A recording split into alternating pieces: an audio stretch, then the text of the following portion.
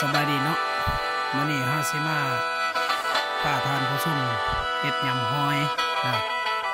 หอยปากกว้างนี่แหละวิธีกินหอยให้มันแซ่บๆมันต้องมีสูตรเด็ดๆจักหน่อยเนาะอันนี้เฮามาเบิ่งชวนผู้ชมของมันเนาะอันนี้ก็คือน้ำปลาเนาะครับอันนี้มันน้ำตาลเนาะอันนี้ก็คือเครื่องปรุงต่างๆเนาะอันนี้แม่นมะเขือแดงมาซอยไว้เรียบร้อยอันนี้ก็คือมะนาวเนาะอันนี้ก็คือผักหอมอันนี้ผักเทียมข้าวบดละมุนเนาะอันนี้ก็คือหัวสีไข่ข้าวซอยไปแล้วเนาะอันนี้ก็คือเกลือเนาะอันนี้เกลืออันนี้มันเป็นนวดนะเป็นนวดแล้วจะมีแบบเครื่องประกอบเสริมก็คืออันหมักแป้งเนาะข้าวซอยเป็นระเบียบแต่หอมมันเป็นมันจังสีงามๆเนาะท่านผู้ชมเนาะเป็นแบบนี้เนาะแล้วเอามาเบิ่งวิธีการผสมของมันจริงแล้วหลังจากนั้นเราต้องสีรสชาติมันก็พอดีมันแซ่บบ่เสียเนาะรับรองว่ามันต้องแซ่บแน่นอนเนาะท่านผู้ชมก็ได้เคยเฮ็ดแล้วก็เฮ็ดไปเนาะพอได้บ่เคยเฮ็ดก็เอาสูตรตัวนี้ไปเฮ็ดก็ได้เนาะวิธีกินให้มันแซ่บๆเนาะบางคนก็ว่าเขาเคยกินหอยอยู่แต่ว่ากินแบบอาหารพื้นบ้านเฮาอันนี้ก็อาหารพื้นบ้านเหมือนกันเนาะแต่ว่าเฮามีสูตรแตกต่างหน่อยนึงจากการเอาหอยแกงกระบอนหรือว่าเอาหอยแกงกับปลาอย่างต่างๆแล้วเฮามาเฮ็ดหอยแบบนี้วิธีกินให้มันแซ่บๆเฮามาเบิ่งกันเลยเนาะพี่น้องเนาะ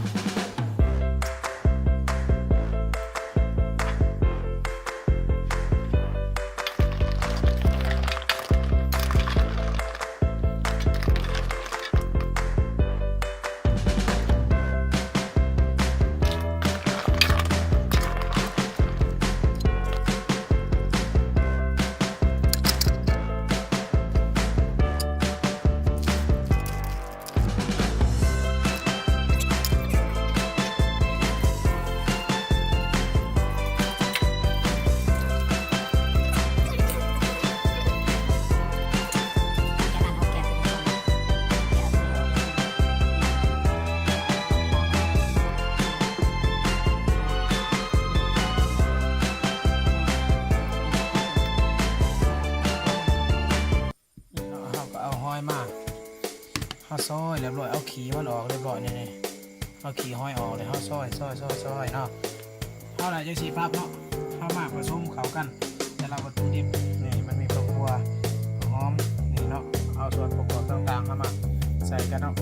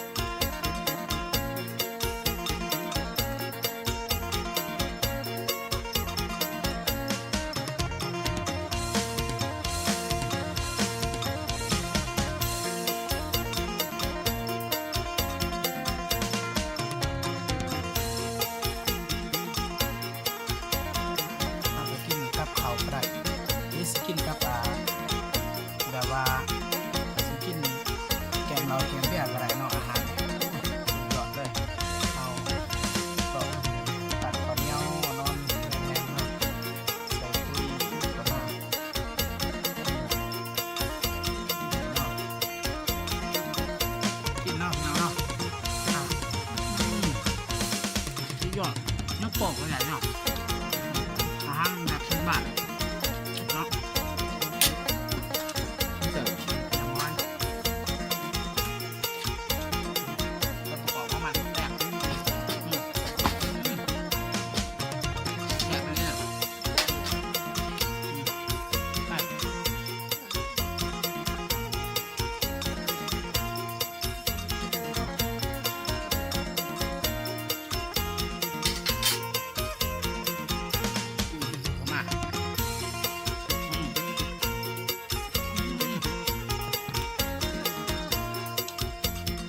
รับประกันคนแสบ